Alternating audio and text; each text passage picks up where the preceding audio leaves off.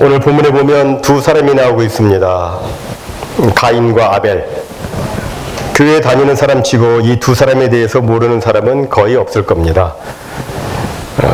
가인은 농사를 지었죠. 그 아벨은 무엇을 했습니까? 양을 쳤습니다. 어느 제사하는 날 그들은 각각 하나님께 제물을 가지고 왔습니다. 가인은 땅에서 거둔 소산을 가지고 왔고 아벨은 양의 첫 새끼를 가지고 왔습니다. 이 둘로 제사를 드리는데 하나님께서는 아벨의 제사는 받으시고 가인의 제사는 거절하셨습니다. 창세기 4장에 보면 제물만 거절하신 것이 아니고 가인과 그 제물은 받지 아니하신지라 라고 말씀하고 있는 것으로 보아서 가인이라고 하는 인물 자체를 하나님이 거절하신 것을 알 수가 있습니다. 그런데 아벨에 대해서는 아벨과 그 제물을 받으셨다고 성경은 말씀합니다. 둘 다 똑같이 타락한 아담에게서 태어난 죄인들 아닙니까? 둘 다 똑같습니다. 그런데 왜 하나님께서는 아벨과 그 제물은 받으시고 가인과 그 제물은 받지 않으셨을까요? 도대체 가인과 아벨의 제사에는 어떤 차이가 있길래 그런 결과가 생겼을까요? 과거의 어떤 성경학자들은 이에 대해서 하나님께서 가인의 제사를 받지 않으신 것은 피의 제사가 아니었기 때문이다 라고 주장을 하기도 했습니다. 이 주장은 어느 정도 일리가 있지만 정당한 해석으로 수용되지는 않습니다. 왜냐하면 율법에 의하면 하나님이 받으시는 제물에는 피의 제사만 있는 것이 아니라 곡식으로 드리는 소제도 있기 때문에 그렇습니다. 더욱이 가인과 아벨 시대에는 제사에 관한 율법이 제정되지 않았습니다. 제사에 관한 율법은 이 가인과 아벨 그 후로 한참 후에 모세 때에 와서야 만들어졌습니다. 그런데 이것을 소급해가지고 가인의 제사에는 피가 없었기 때문에 하나님이 받지 않으셨다 이렇게 단정하며 해석하는 것은 무리가 있다고 여기는 겁니다. 그럼 왜 하나님께서는 가인의 제사는 받지 않으시고 아벨의 제사는 받으셨는가? 그것은 바로 오늘 본문에 있는 그대로 아벨은 믿음으로 제사를 드렸지만 가인은 그렇지 않았기 때문입니다. 성경에서는 가인을 믿음 없는 사람으로 묘사하고 있습니다. 그는 하나님을 경외하지도 않았고요. 하나님을 사랑하지도 않았습니다. 하나님을 향한 진정된 믿음이 그에게 없었습니다. 그래서 가인의 제사는 거절된 것입니다. 반면에 아벨은 믿음으로 제사를 드렸는데 그럼 그가 믿음으로 제사를 드렸다는 것을 우리가 어떻게 알 수 있는가? 그 증거가 뭐냐? 다음 세 가지로 알 수가 있습니다. 첫 번째로 아벨은 제사를 드릴 때 첫째 것을 드렸습니다. 창세기 4장 4절에 보면 아벨은 양의 첫 새끼로 드렸다고 되어 있습니다. 그런데 가인의 경우에는 단순히 땅의 소산으로 제물을 삼아 여호와께 드렸다 이렇게 되어 있어요. 거기에는 뭐 첫째 것, 첫 열매 이런 언급이 없습니다. 성경에서 첫째 것을 하나님께 바친다고 하는 것은 하나님을 제일로 생각하고 하나님을 그 무엇보다도 존귀히 여기고 공경한다는 의미를 가지고 있습니다. 그래서 잠언 3장 9절에 보면 소산물의 처음 익은 열매로 여호와를 공경하라 이렇게 말씀하고 있습니다. 만약 가인에게 하나님을 공경하는 마음이 있었다면 그는 땅에서 거둔 첫 번째 그 소산물을 가지고 나왔을 것입니다. 하지만 가인의 제물은 첫 소산물이 아니었습니다. 다시 말해서 그는 하나님을 공경하지 않았던 것입니다. 그에게는 하나님이 별로 중요한 존재가 아니었습니다. 그래서 그냥 되는 대로 아버지 어머니 아담과 이브가 아버지 어머니가 제사는 드려야 된다 하니까 마치 귀찮은 듯이 그냥 그렇게 제사를 드린 것입니다. 그에게는 하나님을 제일로 생각하고 하나님을 공경하는 그런 마음이 없었습니다. 그래서 예배도 무시한 것입니다. 예배란 본질적으로 하나님을 찬양하며 하나님을 높여드리는 일이기 때문에 하나님을 존귀히 여기는 사람은 당연히 예배도 귀하게 여깁니다. 그리고 예배를 귀히 여기는 사람이 하나님께로부터 귀중히 여김을 받고 하나님의 축복과 역사하심을 경험할 수가 있는 것입니다. 몽골에 벌로르라고 하는 소녀가 있었습니다. 한국 선교사를 통해서 예수님을 영접하고 열심히 신앙생활을 했습니다. 어느 주일날 부모님이 아침 일찍 소를 먹이러 딸을 들판으로 보냈습니다. 소를 풀어놓은 채 놀고 있는데 갑자기 저 멀리서 교회 종소리가 들립니다. 정신을 차리고 보니까 소가 온데간데 없는 거예요. 주위를 아무리 살펴보아도 소는 흔적이 없습니다. 소를 계속 찾을 것인가 아니면 예배 시간에 늦지 않게 교회로 갈 것인가 갈등입니다. 여러분 같으면 어떻게 하시겠습니까? 몽골에서 소 한 마리는 적지 않은 재산입니다. 예배에 언제고 참석할 기회가 있지만 잃어버린 소는 지금 당장 찾지 않으면 영원히 잃어버릴지도 모릅니다. 여러분 같으면 소를 포기한 채 예배를 드리러 교회로 갈 수 있겠습니까? 그런데 이 소녀는 소냐 하나님이냐 이를 두고 오래 고민하지 않았습니다.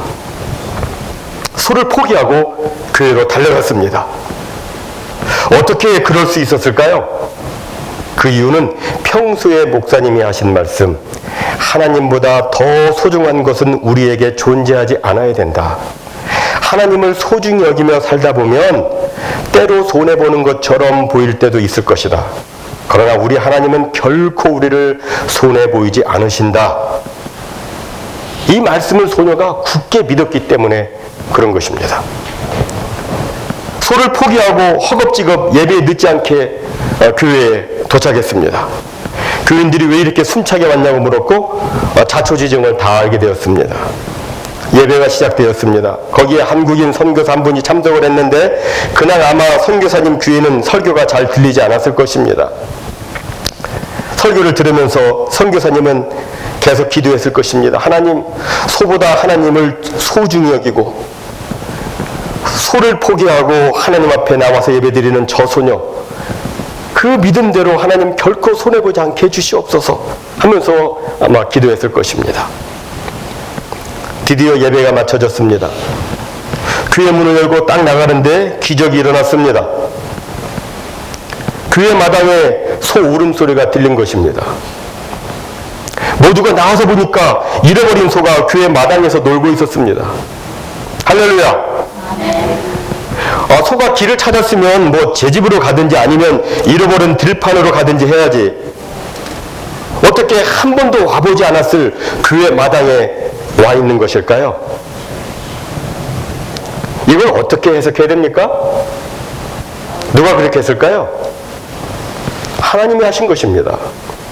하나님을 소중히 여기고 예배를 귀히 여겼더니 하나님도 얻고 믿음 잃지 않고 하나님도 얻고 포기했던 소도 덤으로 받은 것입니다.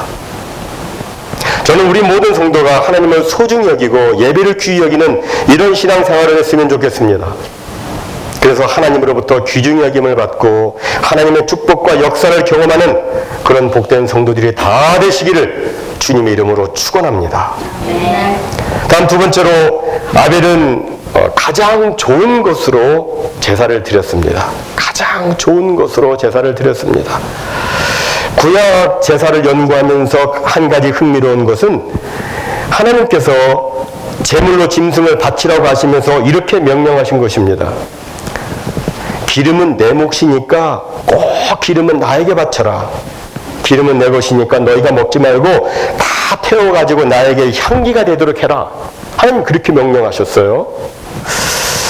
이것을 현대 크리스찬 의학자들은 사람이 짐승의 기름을 먹으면 이 콜레스테롤 때문에 큰 문제가 생기니까 이것을 아신 하나님께서는 우리를 사랑하는 마음으로 우리를 위해서 그리하지 못하게 하신 것이다. 이렇게 하면서 이제 큰 감탄을 합니다. 이 견해에 대해서 저도 동의를 합니다. 반대할 이유가 전혀 없죠. 하지만 기름을 바치라는 구절에 대한 더 설득력 있는 설명은 구약시대에 있어서 기름은 가장 좋은 것 또는 가장 좋은 부분, 그것을 의미했다고 하는 것입니다. 가장 좋은 것, 이게 기름이에요. 지금은 사람들이 너무 잘 먹고 너무 많이 먹는 영양 과잉 섭취 시대여서 사람들이 가능하면 고기에 기름을 먹지 않으려고 합니다. 뭐 스테이크 갖다 줘도 기름 부분은 다 잘라내잖아요. 그러고 나서 이제 살만 딱 먹잖아요. 하지만 수십 년 전만 하더라도 기름을 먹는 것은 좋은 지방 섭취 기회였습니다. 국에 기름이 둥둥 떠 있으면 그것이 얼마나 리치해 보이고 얼마나 또 보기도 좋고 또 뭐 고소하고 맛이 있었는지 거기다가 밥 딱 말아가지고 김치 쫙 올려서 먹으면 맛있잖아요. 기름은 지금도 제3세계 가난한 지역에서는 아주 귀한 식재료입니다. 제가 어렸을 때만 해도 저희 할머님이 소뚜껑 딱 뒤집어가지고 거기다가 소기름, 그 기름을 갖다 쫙 발라가지고 거기다가 이렇게 막 붙여가지고 주셨던 그런 기억도 있고 그렇습니다. 어렸을 때 시골에 갔었을 때 그런 경험이 있는데 뭐 귀했어요. 네, 성경시대도 마찬가지였습니다. 그래서 시편 63편 5절에서는 우리의 영혼이 매우 만족하고 매우 기쁜 상태를 표현하면서 이것은 마치 골수와 기름진 것을 먹는 것과 같다 이렇게 묘사를 했습니다. 골수와 기름진 것을 먹음과 같이 나의 영혼이 만족할 것이라 이렇게 묘사를 해요. 그렇게 비교를 합니다.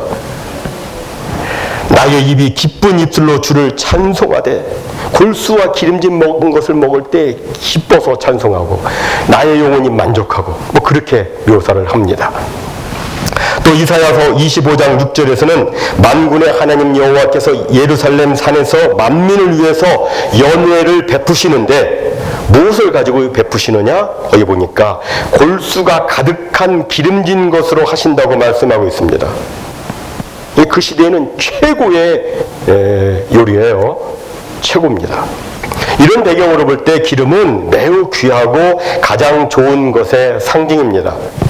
그렇다면 아벨이 하나님께 양의 첫 새끼와 그 기름으로 드렸다는 말씀 속에는 뭐가 담겨져 있습니까?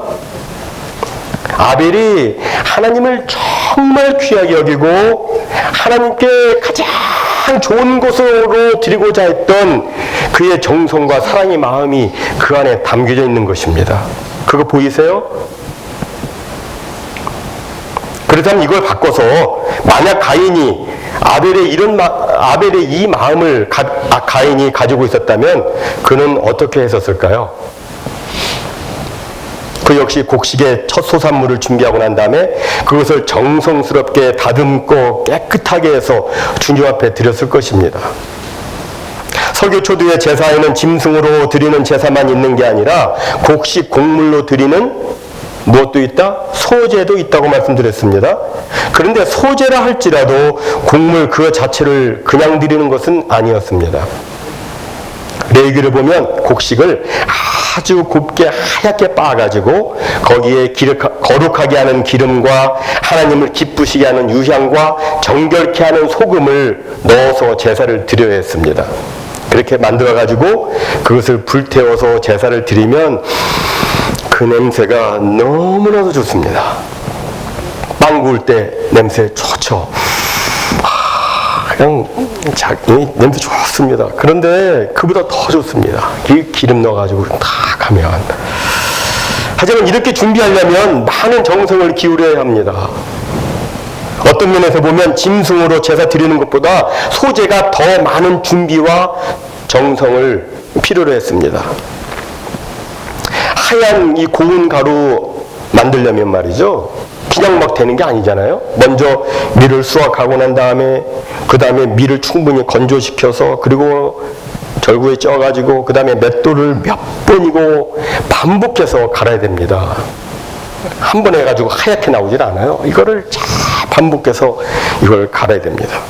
게다가 기름을 만들려면 감람 열매를 수확하고 이것을 집틀에다가 짜야 되는데 이게 하루 만에 되는 게 아닙니다. 짐승 제사는 가져와가지고 딱 하나님께 드리면 끝이잖아요. 가장 좋은 거 가져와서 드리면 끝인데 소제는 그렇지 않습니다. 많은 시간과 수고와 정성이 필요합니다. 그런데 성경에 보면 가인이 그러한 수고와 정성을 기울였다는 말씀이 나오질 않습니다. 만약 그에게 아벨과 같이 하나님을 제일로 그리고 소중히 여기는 마음이 있었다면 그는 땅의 첫 소산물을 가지고 온 정성을 다해서 하나님께 제사를 드렸을 것입니다.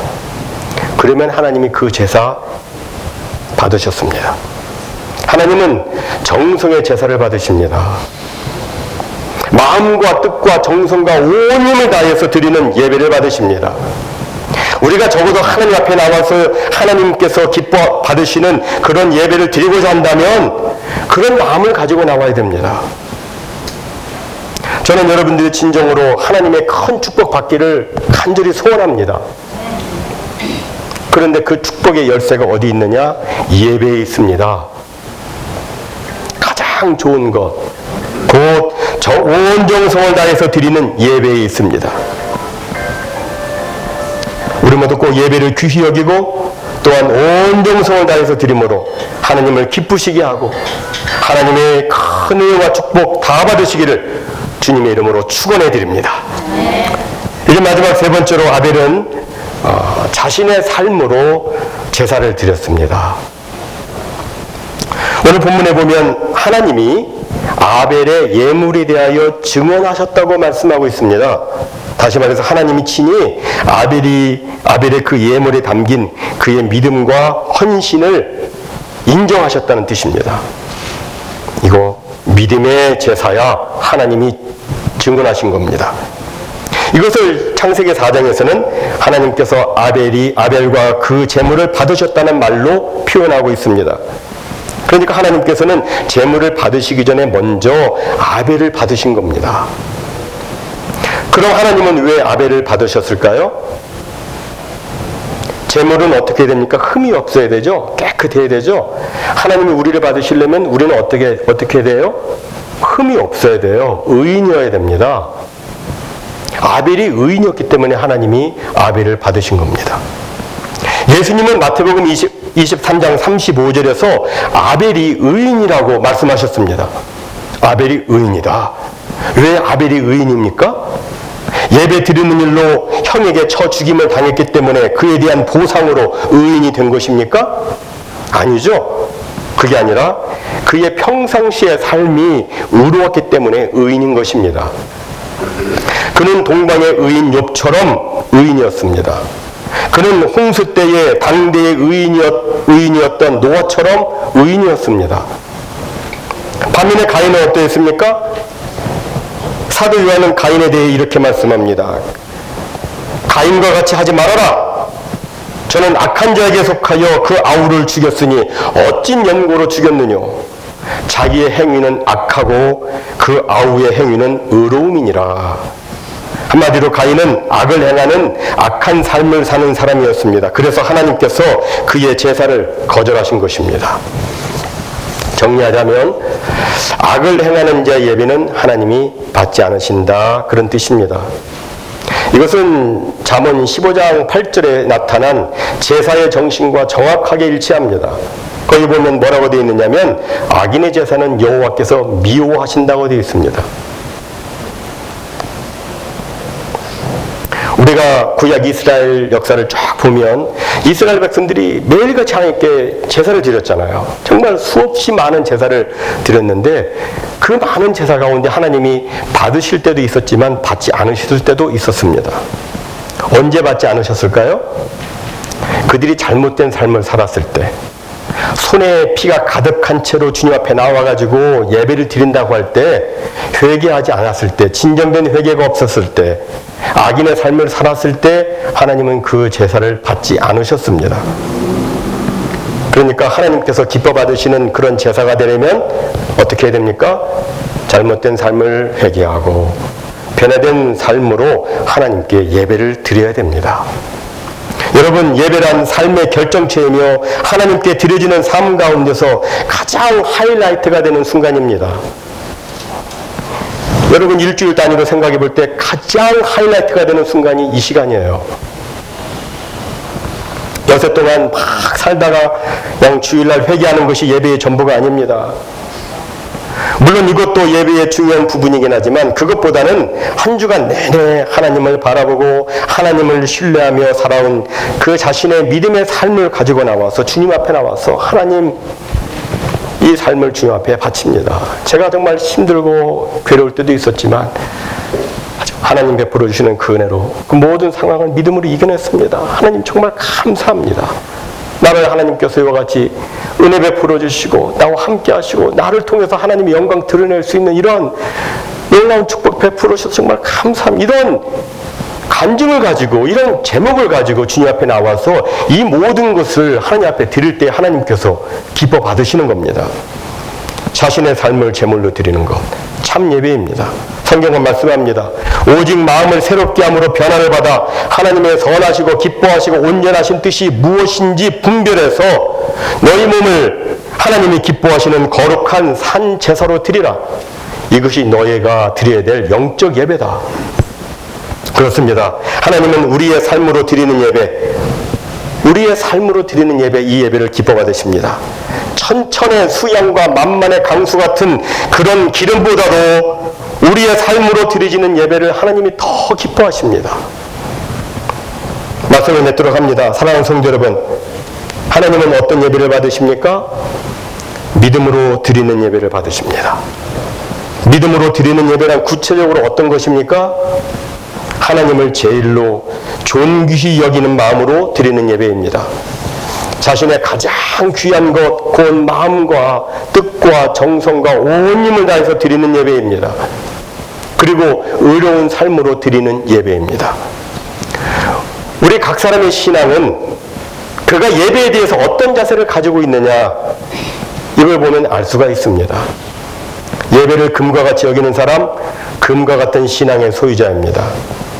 여러분은 예배에 대해서 어떤 자세를 가지고 있습니까? 우리가 예배를 무시하면 하나님도 우리를 무시하십니다. 하지만 우리가 예배를 귀히 여기면 하나님도 우리를 귀히 여기십니다. 우리가 신령과 진정으로 하나님께 예배드리면 하나님께서 우리를 찾아와 만나주시고 우리에게 상 주십니다. 죄인된 인간이 죄를 용서받아 자유케 되어지고 연약한 인간이 하나님을 만나 그 힘의 능력으로 강건케 되어지고 슬퍼하는 인간이 소망이신 하나님으로 말미암아 새로운 비전으로 체험받고 다시금 꿈을 꾸고 기뻐할 수 있는 것은 바로 예배 드림에 있는 것입니다. 여러분, 우리는 예배를 소홀히 여기서는 안 됩니다. 우리가 예배를 드리면 예배가 우리를 살립니다. 우리에게 힘이 공급되어집니다. 우리가 예배를 드리면 예배하는 자를 찾으시는 하나님의 눈에 우리가 듭니다. 성경은 분명히 말씀합니다. 하나님은 예배하는 자를 찾으시나니. 누구를 찾으세요? 예배하는 자. 모쪼록 오늘 주신 말씀 기억하고 참으로 신령과 진정으로 하나님께서 기뻐 받으시는 복된 믿음의 예배 다 드리는 우리 모두가 다 되시기를 주님의 이름으로 축원해 드립니다. 이제 우리 복음 찬양 아바